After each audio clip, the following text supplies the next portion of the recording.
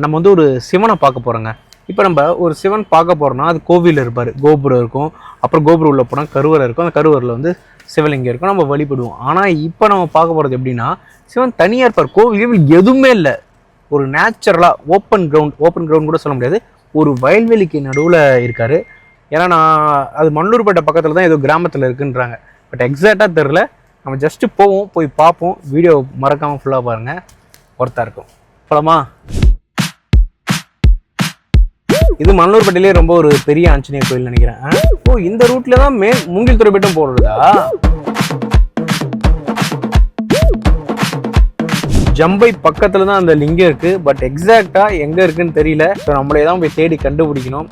So அங்கே போய் எல்லாத்தையும் கேட்போம், நிறைய இருக்குன்றாங்க. ரமண மகரிஷி ஃபஸ்ட்டு இங்கெல்லாமே வந்திருக்காரு, அங்கே வந்துட்டு தான் அதுக்கப்புறம் திருவண்ணாமலை வந்திருக்காரு. ஸோ அது ஒரு ஹிஸ்ட்ரி அந்த வில்லேஜுக்கு இருக்குது. ஒரு சின்ன கிராமம் தான், பட் ஆனால் பெரிய வரலாறு.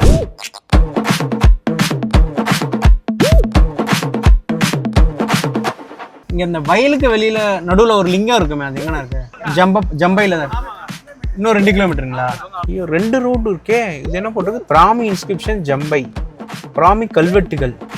ஓ, இந்த சைடு போனால் கல்வெட்டுகள் பார்க்கலாமா? இப்போ லிங்கம் எந்த சைடு இருக்குன்னு தெரியலையே. நான் இங்கே வயல்வெளி நடுவில் இருக்குமே, நான் லிங்கம் எங்கன்னா அது இருக்கு? வயலுக்கு நடுவில் ஒரு லிங்கம் இருக்குமே, எப்படி அப்படி போயிட்டா? ரைட் சார், கோயிலே தெரியுங்களா? சரி, ஓகே. கோவிலே இருக்குன்றாங்க, லிங்கம் மட்டும் இருக்குன்ற மாரி தான் நான் பார்த்தேன், பட் இங்கே கோவிலே இருக்குன்றாங்க.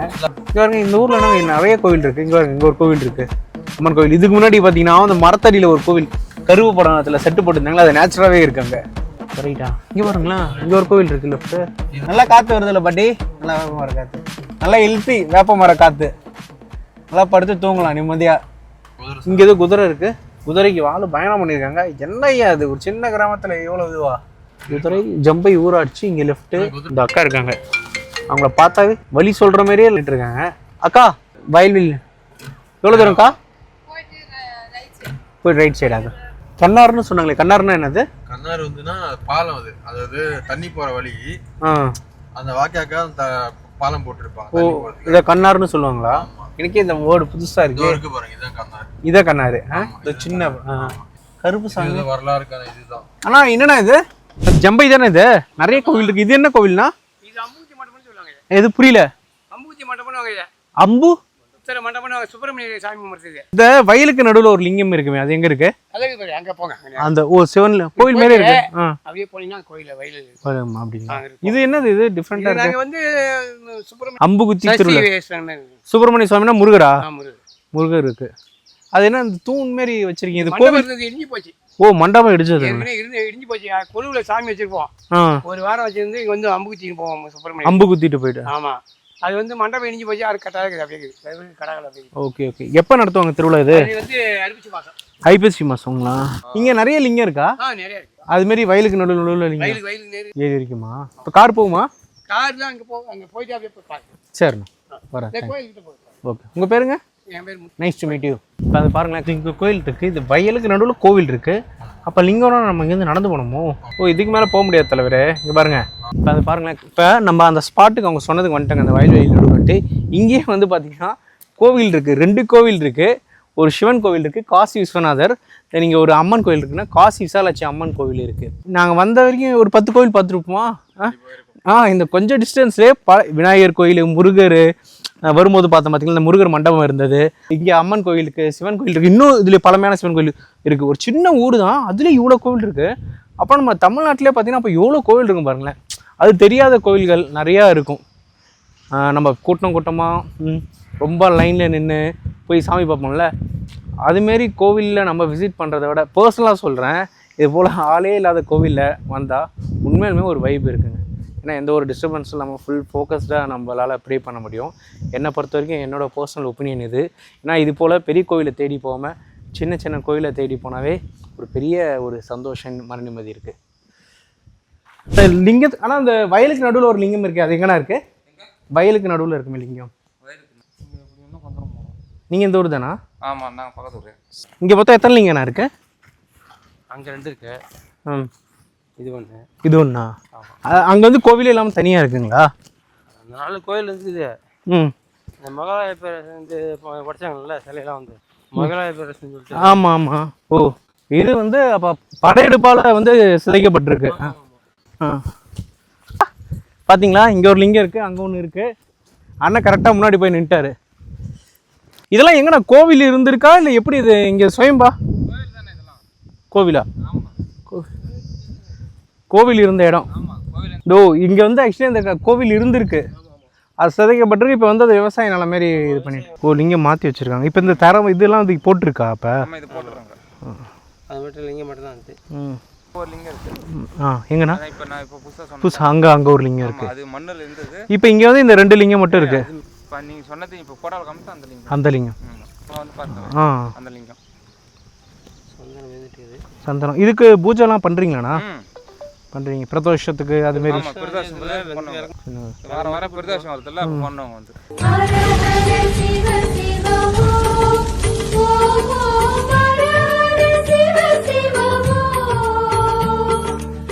மீட்டை எடுத்திருக்காங்களா இல்லை எவ்வளோ நாளாக இருக்குது இப்படி?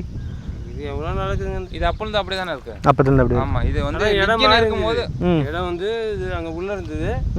அந்த லிங்கம் இந்த கல்வி நேரில் அங்கே இருக்குது. ஆமாம். அந்த இடம் சரியாக பயிரை பிடிக்காதுங்க. எந்த பயிர் வச்சாலும் தீச்சிடும். அது கரும்பு நட்டாலும் இது பண்ணி தீச்சிடும் ஒரு வட்டமாக. Okay okay. சாமிக்கிற இடத்துல நிற்காது சாமி இருக்கு. இதுக்கு என்ன பிரதோஷம் செய்யலைங்க. அது பார்க்கணும். பார்க்கலாம்.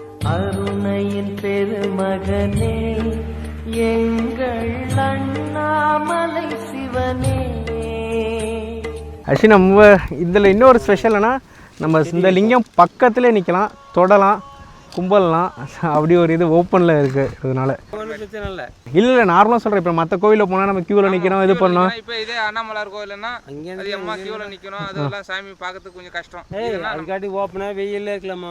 பட் ஆனால் இதுவும் ஓப்பனில் தானே இருக்குது. இவ்வளோ நாளா எந்த மலைக்கும் எந்த இடிக்குமே தான் இல்லை. ஓப்பனில் தான் இருக்குது. ஏதோ காரணத்துக்காக தான் இருக்குது. இந்த கோவிலும் வந்து சிதைக்கப்பட்டிருக்கு. ரொம்ப பார்க்கவே கஷ்டமாக தான் இருக்குது.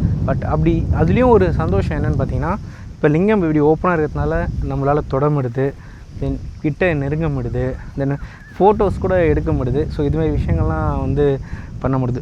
ஸோ அந்த கெட்டதுலேயும் ஒரு சின்ன ஒரு நல்லது இது. இது வந்து அந்த கோவில் இருந்ததுக்கான ஒரு அடையாளமாக பார்த்தீங்கன்னா, இந்த கோவிலோட அந்த பேஸ் அந்த இது இருக்குது. இந்த இடம் கோவில். இதான் வந்து கோவிலுக்கு இருந்து. இந்த ஊர் வந்து ஜம்பை. இது வந்து வாழையூர் ஃபஸ்ட் ஊர். இது வந்து அதியமான் நெடுமான் 5 என்ற ராஜாண்டெலாம் ஆண்டுங்க. ராஜா குலோத்துங்க சோழன் அந்த கோயில் கட்டுறாரு, ஜம்பலிங்கேஸ்வர் கோயில். ஆதித்யன் கோயிலும் இந்த காசி விஸ்வநாதர் கோயிலும் பராந்தக சோழன் கட்டிடுறாரு. Okay okay. சோழன் கட்டி தான். ஆமாம், சோழன் தான். இது முல்லைநாதர் கமலநாதர் இதுங்களா? ஆமாம். அள்ளிநாதர் அங்கே இருக்கு. இதில் என்ன சோழன் சொல்லுங்க? இது இந்த இது பராந்தக சோழன் கட்டுறது. பராந்தக சோழன். ஆதித்யர் அங்கே கோயிலும் காசி விஸ்வநாதரும் அவர் கட்டிடுறாரு. அவர் கட்டி ஒரு ஆள் மட்டும் சுற்றி வர மாதிரி பிரகாரம் கட்டி வச்சுருக்காங்க உள்ளாரே. இங்கே கோயில் உள்ளே. Okay okay. வாங்க பார்க்கலாம். சார் காசி விஸ்வநாதர் சொன்னாங்க பார்த்தியா, ஒரு ஆள் மட்டும் சுற்றி வர மாதிரி பண்ணியிருக்காங்க. இங்கே பாருங்களேன் சுற்றுறது.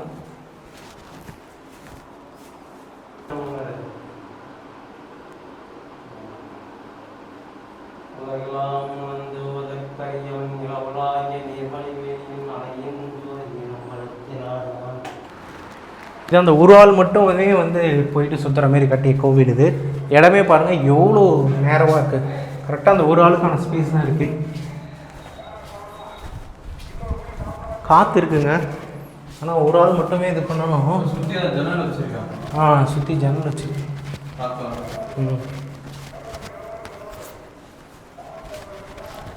ஒரு ஆள் மட்டும் சுற்றி பண்ணியிருக்காங்க பாருங்கள். அந்த கோயில் பார்த்துருக்கேன். எதுனா ஜம்பை அது போயிருக்கேண்ணா. போயிட்டுங்களா? அங்கே இன்னொரு இல்லைங்க அங்கே இருக்கு. அது எதுனா? இப்போ வாங்க கூட்டிட்டு எதுனா இது சொல்கிறீங்க? கொல்லியூரில் இருப்போம். கொல்லியூரில்.